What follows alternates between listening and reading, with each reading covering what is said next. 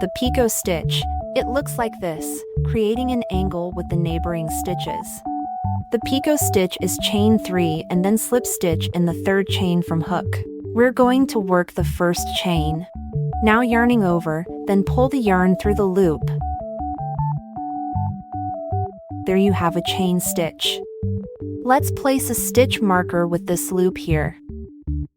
Now, continue working 2 more chain stitches, the second one, and the third one. Here are the 3 chain stitches. Next, we're going to work a slip stitch right into the first chain we just worked on. Now you can pinch the back loop here with your thumb and pointer finger for easier control, then insert the hook. Now yarn over, pull the yarn through.